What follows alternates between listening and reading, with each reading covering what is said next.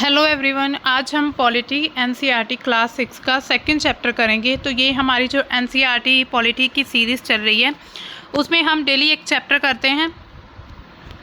तो हमारा ये है सेकंड चैप्टर, जिसमें हम आज देखेंगे कि विविधता एवं भेदभाव क्या होता है।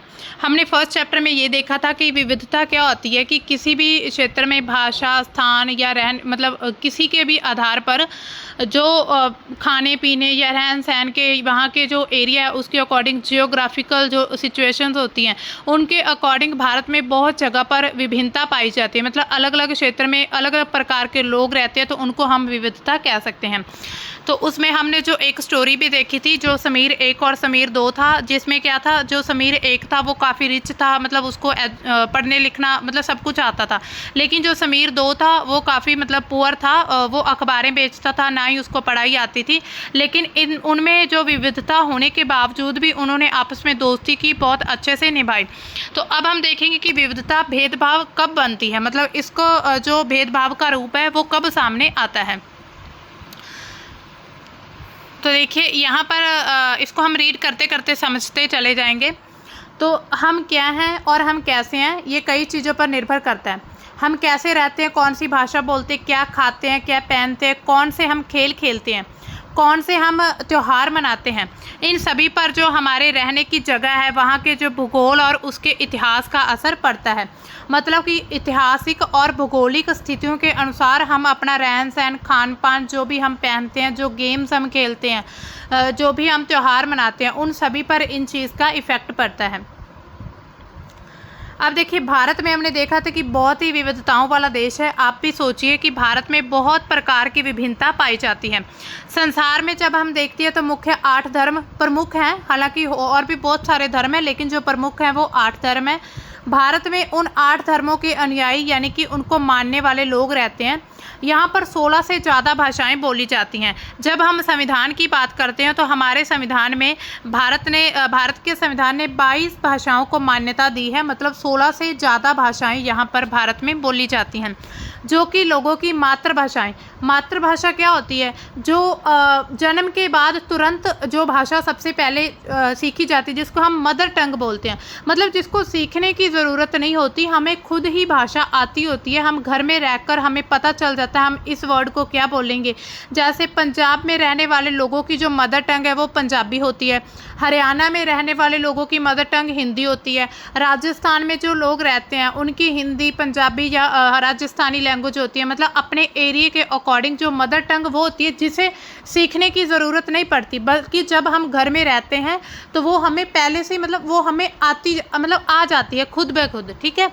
तो यहाँ 100 से भी ज़्यादा तरह के लोग 100 से भी ज़्यादा तरह के नृत्य, जो डांस है, वो किए जाते हैं।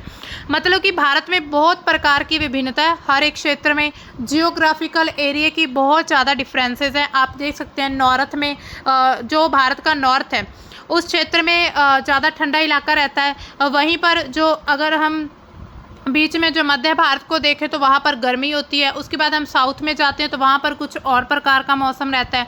तो इसी तरह से जियोग्राफिकल बहुत भिन्नताएं हैं। रहने सहने की, फिर लोगों के रहन सहन के भी बहुत सारी डिफरेंसेस आ जाते हैं।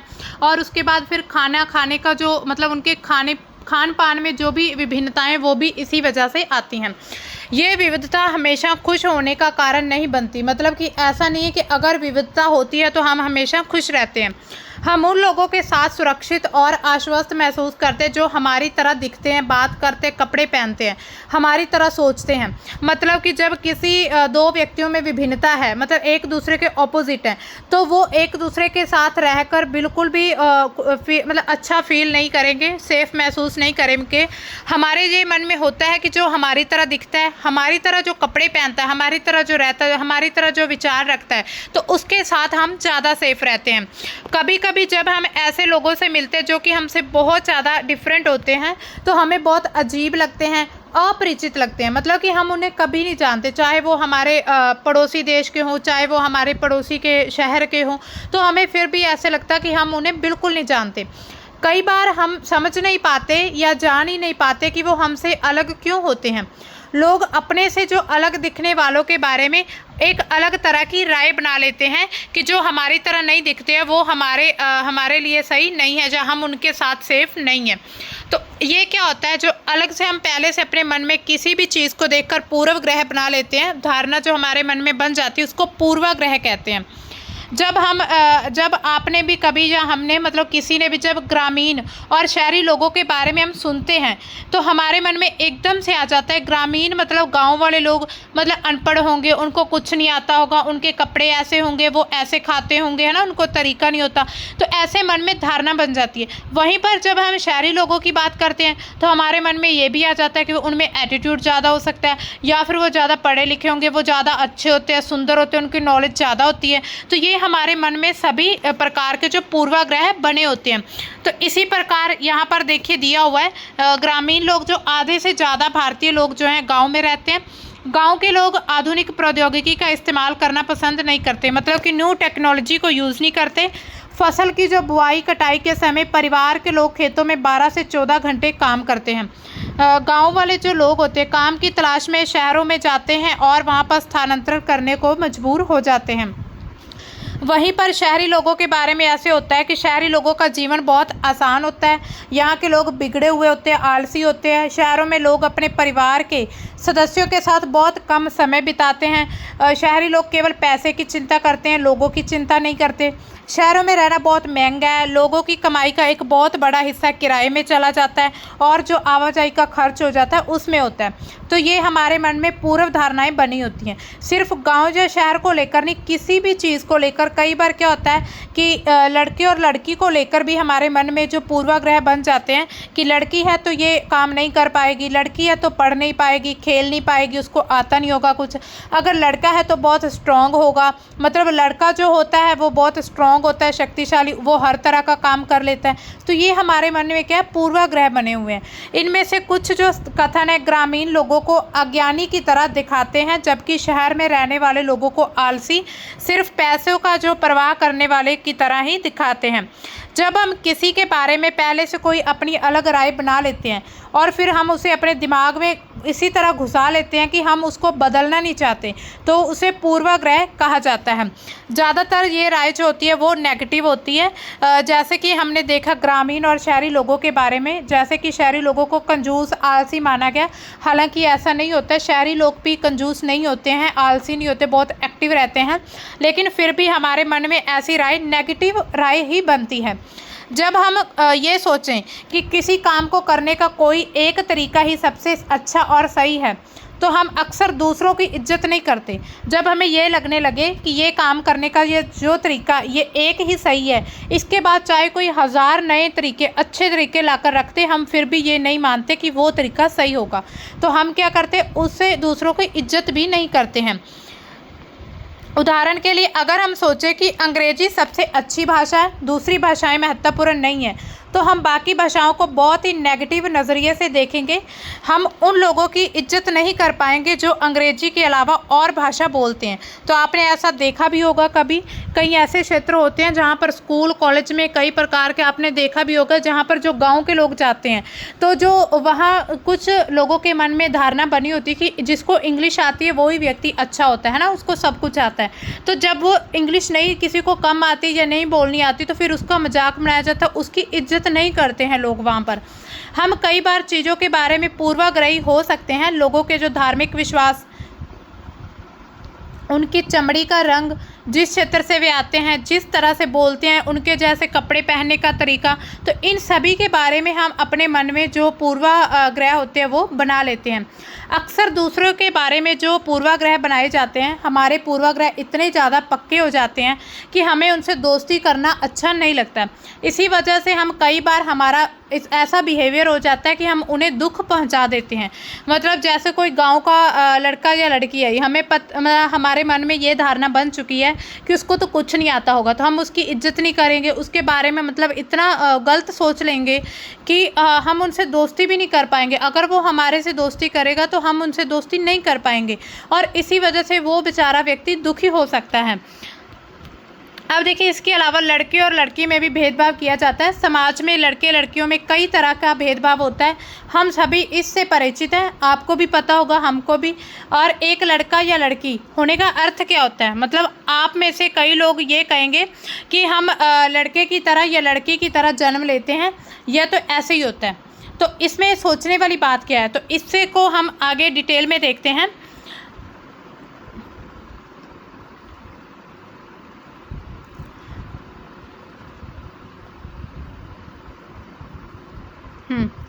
तो मतलब कि हम ऐसे लड़का या लड़की होना आपके अकॉर्डिंग क्या होता है कि लड़की होगी तो उसको कुछ पढ़ना लिखना नहीं आता होगा, लड़की होगी तो घर में रहेगी, बाहर नहीं जाएगी, पढ़ने नहीं जाएगी, घर का काम करेगी, तो ये सारे काम मतलब सुशीला, उसको घर में ज़्यादा ऊंची आवाज़ में बात नहीं करनी है, और उसको नृत्य करना है, चित्रकारी करना है। तो और लड़कों के बारे में ये धारणा होती है कि लड़के शरारती होते हैं, रोते नहीं हैं, वो काफ़ी ताकतवर होते हैं, है ना। तो भावुक जो होती हैं लड़कियां, लेकिन लड़के जो होते हैं वो रोते नहीं हैं। तो ऐसी जो पूर्व धारणाएं हमारे मन में बनी होती हैं। इसके अलावा अगर हम देखें और किस प्रकार का भेदभाव होता है, लोग तरह तरह की बातें करते हैं, है ना। तो ये एक स्टोरी दी हुई है छोटी सी, जिसमें ये है कि जो एक मतलब अपाहिज बच्चा है, जो विकलांगता से मतलब कि विकलांग है, जो उसके बारे में लोग बातें करते हैं कि उसको चलना नहीं आता या इसी प्रकार से। तो ऐसे जो बच्चे होते हैं ना, उनके मन में एक मतलब कि ऐसी धारणा बन जाती है कि हम इस समाज में रहने के लायक नहीं हैं। तो हमें उनके साथ ऐसा बिहेवियर बिल्कुल नहीं करना चाहिए जिससे उनको अपने होने का मतलब कि दुख महसूस हो, कि अगर हम इस सिचुएशन में हैं तो हो सकता है हम ना होते तो ज़्यादा अच्छा होता। तो इसी वजह से तो उनके मन में भी एक अलग सी पूर्व धारणा खुद को लेकर बन जाती है। लेकिन ये कब बनती है, जब हम भेदभाव करते हैं, जब हम उनके प्रति गलत व्यवहार अपनाते हैं। तो हमें किसी भी कोई भी व्यक्ति है, चाहे वो कुछ भी करता हो, है ना, कहीं भी रहता हो, क्या खाए पिए, हमें सभी इंसानों को इंसान की तरह उनके साथ व्यवहार करना चाहिए। ऐसा नहीं कि अगर हमें सब कुछ मिला है, अगर हमें भगवान ने सब कुछ दिया है तो सिर्फ हम ही हैं इंसान, बाकी कोई नहीं है। तो ये आपकी बिल्कुल गलत सोच है, ऐसा बिल्कुल नहीं सोचना है। तो ऐसी एक धारणा होती है, लड़के क्या होते हैं, रोते नहीं हैं। तो ये गुण आमतौर पर लड़के या पुरुषों में ही उसके साथ ही जोड़ा जाता है। तो बचपन में जब लड़के को गिरने पर चोट लगती थी तो माता पिता यही कहते हैं कि रो मत, तुम लड़के हो, तुम नहीं रोते हो, है ना। तो एक ऐसे बच्चे के दिमाग में जब ये बात बार बार डाली जाएगी तो बच्चे के दिमाग में ऑटोमेटिकली वो बात बन जाती है। जैसे जैसे बच्चे बड़े होते हैं फिर उन्हें विश्वास होने लगता है कि लड़के तो बिल्कुल भी रोते नहीं हैं। इसके अलावा अगर किसी लड़के को रोना आ भी जाए ना, तो वो अपना रोना है वो रोक लेता है। लड़के का ये मानता है कि रोना क्या है, एक कमज़ोरी की निशानी है। हालांकि ऐसा नहीं है। अगर आप रोते हो तो आप अपने जज्बातों को, अपनी भावनाओं को बाहर निकालते हो, तो रोना मतलब बुरी बात नहीं है।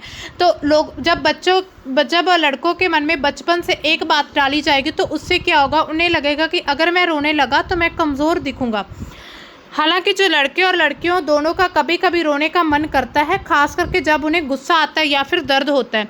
लेकिन बड़े होने के तक लड़के जो सीख जाते हैं या फिर खुद को इतना सिखा लेते हैं कि अगर एक बड़ा लड़का रोए तो उसे लगता है कि दूसरे उसे चिढ़ाएंगे, उसका मजाक बनाएंगे। तो इसी वजह से लड़का जो अपना रोना भी रोक लेता है,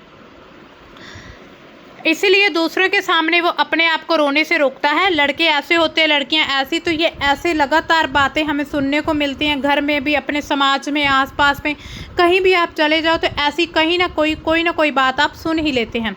उसके बाद होते हैं एक रूढ़िबद्ध धारणाएं बनाना, जिसको स्टीरियोटाइप्स कहते हैं ना।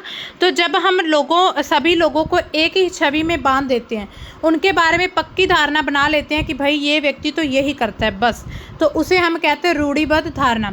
कई बार हम किसी खास देश, धर्म या लिंग के होने के कारण किसी को हम कंजूस, अपराधी या बेवकूफ़ कह देते हैं।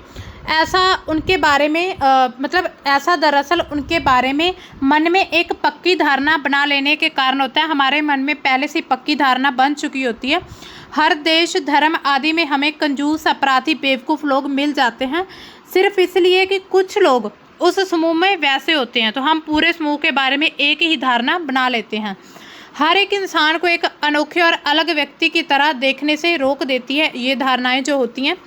हम ये नहीं देख पाते कि उस व्यक्ति के अपने कुछ खास गुण हैं, उसकी अपनी कुछ क्षमताएं हैं, वो दूसरे से अलग भी हो सकता है। तो हम इस चीज़ को नहीं देखते, सिर्फ अपनी रूढ़िबद्ध धारणाओं पर ही विश्वास करते हैं।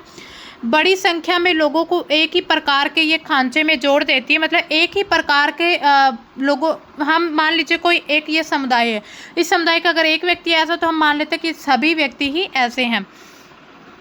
ऐसा माना जाता है कि हवाई जहाज उड़ाने का काम लड़कियां नहीं कर सकती हैं। इन धारणाओं का असर हम सब पर पड़ता है। कई बार ये धारणाएं हमें फिर ऐसे काम करने से रोकती हैं जिनको करने की काबिलियत हम में होती है। खास करके लड़कियों के साथ भेदभाव बहुत होता है। जिस काम को लड़कियां बहुत अच्छे तरीके से कर भी सकती हैं ना, फिर रूढ़िबद्ध धारणाएं उनके सामने इस प्रकार पेश आ जाती हैं कि लड़कियां खुद को वो काम करने से रोक लेती हैं। अब देखिए असमानता और भेदभाव क्या है।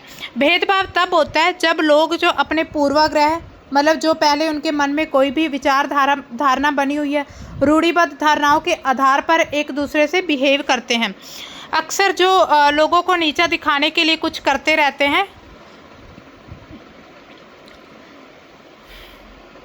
तो हम क्या कर सकते हैं, उनको कुछ गतिविधियों में भाग लेने से रोकते हैं। खास करके किसी नौकरी को करने से, किसी मोहल्ले में रहने नहीं देते, एक कुएं या हैंडपंप से पानी नहीं पीने देते, दूसरों द्वारा इस्तेमाल किए गए कप या गिलास में चाय नहीं पीने देते। तो इसका मतलब है कि आप उनके साथ भेदभाव कर रहे हैं। तो ऐसा प्रतीत होता है कि उनके साथ भेदभाव हो रहा है।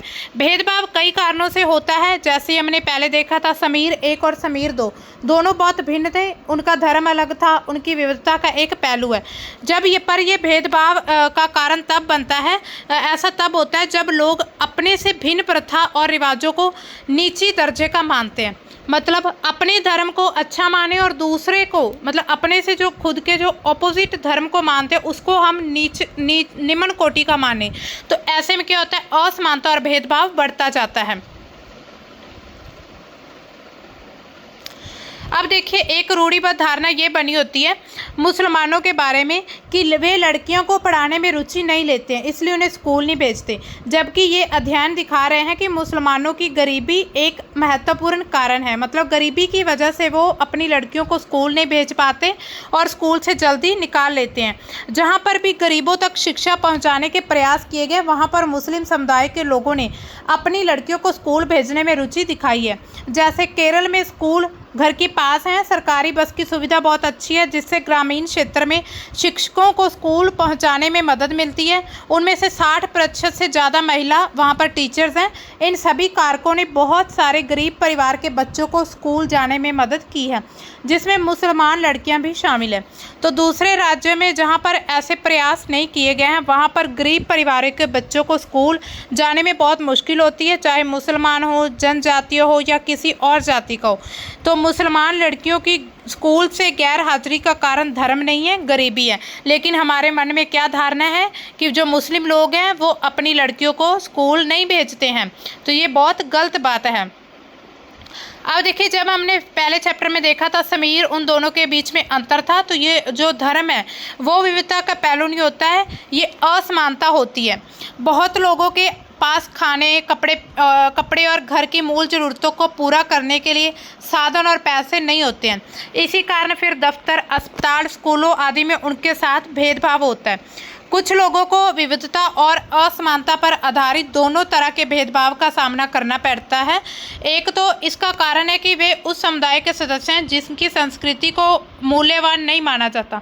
मतलब जिनके जो संस्कृति है उनको कोई भी वैल्यू नहीं दी जाती।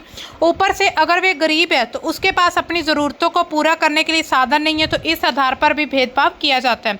इस दोहरे भेदभाव का सामना कई जनजातीय लोग, जिसे आदिवासी या ट्राइब्स कहते हैं, धार्मिक समूह, खास क्षेत्र के लोगों को ये आए दिन समस्याओं का सामना करना पड़ता है। अब देखिए भेदभाव का सामना करने पर क्या होता है, अपनी जो आजीविका उसको चलाने के लिए लोग अलग अलग तरह के काम करते हैं। कोई पढ़ाता है, कोई बर्तन बनाता है, मछली पकड़ता है, बढ़ई का काम करता है, खेती, बुनाई, सभी प्रकार के। लेकिन कुछ कामों को दूसरों के मुकाबले ज़्यादा महत्वपूर्ण माना जाता है, जैसे कि सफाई करना, कपड़े धोना, बाल काटना, कचरा उठाना जैसे कामों को समाज में बहुत कम महत्व या उन्हें नीच काम माना जाता है। इसलिए जो लोग इन काम को करते हैं उन्हें गंदा और अपवित्र माना जाता है। यह जाति व्यवस्था का एक महत्वपूर्ण पहलू है। जाति व्यवस्था में लोगों के पास लोगों के पास को एक तरह से सीढ़ी के रूप में रखा गया है, जैसे कि एक जाति दूसरी जाति के ऊपर या नीचे थी। तो जिन्होंने अपने आप को इस सीढ़ी में से ऊपर रखा, उन्होंने अपने को ऊंची जाति का मान लिया, और जिन समूहों को इस सीढ़ी के नीचे रखा गया, उन्हें अछूत और अयोग्य माना गया है। मतलब जब हम इतिहास की बात करते हैं तो तब भी हमें ऐसा होता है, मतलब हम ऐसा देखते हैं कि तब जो समाज था वो वर्णों में बटा था, ब्राह्मण, क्षत्रिय, वैश्य और शूद्र। तो इसी तरह से जो ब्राह्मण, क्षत्रिय, वैश्य थे वो खुद को ऊंची जाति का, और जो शूद्र हैं उनको नीची जाति का माना जाता था, और उनको दलित नाम दिया गया था। दलित वह शब्द जो कि नीची कही जाने वाली जाति के लोग अपनी पहचान के रूप में इस्तेमाल करते हैं, वे इस शब्द को अछूत से ज़्यादा पसंद करते हैं। मतलब अछूत कहने से ज़्यादा वो दलित खुद को पसंद करते हैं। दलित का मतलब होता है दबाया गया या कुचला गया। दलितों के अनुसार यह शब्द दर्शाता है कि कैसे सामाजिक पूर्वाग्रह, भेदभाव, रूढ़िबद्ध धारणाओं ने दलित लोगों को दबाकर रखा है। सरकार ऐसे लोगों को अनुसूचित जाति के वर्ग में रख देती है।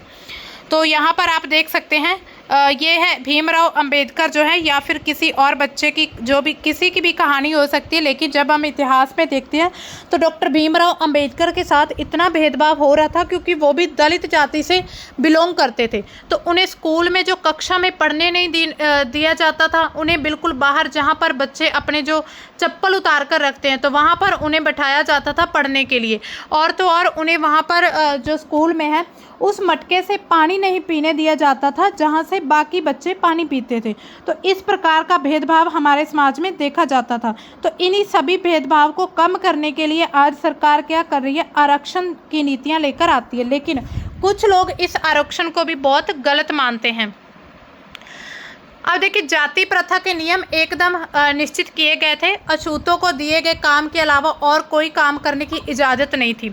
जैसे उनको सिर्फ कचरा उठाना होता था, या मरे हुए जानवरों को गांव से हटाने की इजाज़त, गांव से जो कुआं है वहां से पानी नहीं लेने दिया जाता था, उनके बच्चे दूसरी जाति के बच्चों के साथ स्कूल में नहीं बैठते थे। इस तरह ऊँची जाति के लोगों को जो अधिकार थे वो उन्हें अछूत लोगों से अलग रखते थे। अब यहाँ पर है डॉक्टर भीमराव अंबेडकर, जिनका जन्म होता है 1891 में और 1956 में उनकी मृत्यु होती है। उनको भारतीय संविधान के पिता और दलितों के सबसे बड़े नेता के रूप में माना जाता है। डॉक्टर अंबेडकर ने दलित समुदाय के अधिकारों के लिए लड़ाइयाँ लड़ी थी। उन्होंने महार जाति में जन्म हुआ था, उनका अछूत जाति मानी जाती थी। महार लोग जो गरीब होते हैं, उनके पास ज़मीन नहीं थी, उनके बच्चे को वही काम करना पड़ता था जो उनके पेरेंट्स करते थे। उन्हें गांव के बाहर रहना पड़ता था, गांव के अंदर आने की इजाज़त नहीं होती थी। अंबेडकर अपनी जाति के पहले व्यक्ति थे जिन्होंने अपनी कॉलेज तक पढ़ाई पूरी की और फिर वकील बनने के लिए इंग्लैंड गए। उन्होंने दलितों को अपने बच्चों को स्कूल कॉलेज भेजने के लिए भी प्रोत्साहित किया था। दलितों से अलग अलग तरह की जो सरकारी नौकरी करने को कहा गया था ताकि वे जाति व्यवस्था से बाहर निकल पाए। तो दलितों के जो मंदिर प्रवेश में रोक लगाया गया, कई तरह के प्रयास किए जा रहे थे, उनका अंबेडकर ने नेतृत्व किया। उन्हें ऐसे धर्म की तलाश थी जो सबको समान निगाह से, एक नज़रिए से देखे। जीवन में फिर आगे चलकर वो अपना धर्म बदल लेते हैं, जिससे वो बौद्ध धर्म को अपना लेते हैं। उनका ये मानना था कि दलितों को जाति प्रथा के खिलाफ अवश्य लड़ना चाहिए और ऐसा समाज बनाने की तरफ काम करना चाहिए जिसमें सबकी इज्जत हो, ना कि कुछ लोगों की। तो ये भीमराव अंबेडकर थे जिन्होंने दलितों के अधिकारों को समझा और लोगों के सामने रखा था। यहाँ पर वो अपनी एक स्टोरी बताते हैं। भीमराव अंबेडकर भारत के जो एक महान नेता हैं। अंबेडकर के साथ जाति व्यवस्था पर बहुत ज़्यादा भेदभाव हुआ था और उनको ये 1901 में अनुभव होता था जब वो सिर्फ 9 साल के थे। महाराष्ट्र में वे कोरेगांव में अपने भाइयों के साथ अपने पिता से मिलने के लिए गए। उन्होंने बहुत अच्छे कपड़े पहन रखे थे। वहाँ पर एक स्टेशन पर वो इंतज़ार कर रहे थे गाड़ी का। 1 घंटा बीत गया था तो स्टेशन मास्टर जो था वो वहाँ पर आए। उसने पूछा, टिकट मांगे, हमने दिखाए, मतलब उन्होंने टिकट दिखा दिए। तो फिर उन्होंने पूछा कि हम यहाँ क्यों रुके हुए हैं। फिर डॉक्टर भीमराव अंबेडकर ने बताया कि हमें कोरेगांव जाना है और ट्रेन है जो लेट, मतलब ट्रेन आ चुकी है लेकिन हमें कोई भी लेने नहीं आया। तो फिर उनके कपड़ों से तो पता नहीं चल रहा था कि वो महार जाति के हैं। लेकिन जब उन्हें पता चलता है, जो स्टेशन मास्टर जब उन्हें उनकी जाति पूछता है तो वो मुंह से अपनी जाति बोल देते हैं, महार जाति के हैं। तो उसके बाद जो स्टेशन मास्टर होता है वो उनकी मदद करने से पीछे हट जाता है, मतलब उनकी मदद नहीं करता है। तो इसी तरह जो वहाँ के बाकी लोग होते हैं वो भी उनसे बहुत दूरी बना लेते हैं, उनकी मदद नहीं करते। तो ये उनको अनुभव होता है 9 साल की उम्र में। उसके बाद उन्होंने दलितों के लिए लड़ना शुरू कर दिया था, मतलब कि अछूत वर्ग माना जाता था। इसके अलावा जब वो स्कूल जाते थे तो उन्हें कक्षा में नहीं बैठने दिया जाता। कक्षा थी उन्हें फिर बाहर बारी से या फिर बाहर जो विंडो है उससे या फिर गेट के बाहर जहाँ पर बाकी बच्चे अपनी चप्पल जूते उतारते थे वहाँ पर बैठकर वो पढ़ते थे। उसके अलावा जब पानी पीना होता, प्यास लगती थी तो उन्हें उस मटके से पानी नहीं पीने देते थे जिससे दूसरे बच्चे पानी पीते थे। तो उन्होंने अपने बचपन में इतना ज़्यादा उन्होंने भेदभाव देखा कि उसके बाद उन्होंने ठान लिया था कि मुझे दलित जो समाज है उसको ऊपर उठाना है। तो ऊपर उठाने के उन्होंने बहुत से प्रयास किए, जिसकी वजह से आज जो हम आरक्षण या और भी जो भी हम नीतियां देखते हैं संविधान में, तो ये भीमराव अंबेडकर जी के प्रयास थे, जिन्होंने ये सब प्रयास के ज़रिए ही कुछ जो मतलब नीची जाति के लोग थे उनको ऊपर उठाने में मदद की थी। अब देखिए उन्होंने समानता के लिए संघर्ष काफ़ी किए गए थे।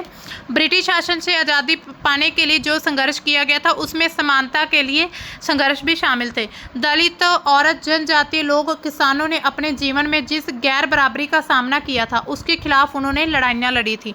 जैसे कि 1857 की क्रांति हम देखते हैं तो उसमें सभी समुदायों के लोग एकजुट होकर लड़ाइयाँ लड़ते हैं, क्योंकि सभी के साथ असमानता हो रही थी। पहले बहुत सारे ऐसे रूल बनाए जाते थे कि दलितों को मंदिर में नहीं मतलब एंट्री दी जाएगी। महिलाओं ने मांग की कि जैसे पुरुषों के पास शिक्षा का अधिकार है वैसे ही महिलाओं के पास भी शिक्षा का अधिकार होना चाहिए। किसानों और दलितों ने फिर अपने जमींदारों उनकी ऊंची ब्याज दर से छुटकारा पाने के लिए संघर्ष किया। मतलब बिना संघर्ष के कोई भी अधिकार नहीं मिले हैं। 1947 में भारत जब आज़ाद होता है, एक राष्ट्र बनता है, तो हमारे जो नेता थे समाज में कई जो बुराइयां प्रचलित थी, असमानता थी, उन पर विचार किया। फिर संविधान को जो लोग लिखने वाले थे उन्होंने ये देखा कि हमारे समाज में बहुत भेदभाव, असमानता देखी जा रही है। लोगों ने उनके खिलाफ किस तरह संघर्ष किया। कई नेता इन लड़ाइयों का हिस्सा भी थे, जैसे कि डॉक्टर भीमराव अंबेडकर। इसलिए नेताओं ने संविधान में एक ऐसी दृष्टि और लक्ष्य रखा था जिससे भारत में सभी लोगों को बराबर माना जाए। तो आज जब हम आर्टिकल देखते हैं 14 से 18 आर्टिकल जब हम देखते हैं अनुच्छेद भारत के संविधान में, तो इसमें समानता का अधिकार दिया गया। तो ये इसी वजह से दिया गया कि लोगों ने खुद को समानता मतलब समान रखने के लिए बहुत संघर्ष किए थे। तो अब उनको समानता देने का समय भी आ चुका है।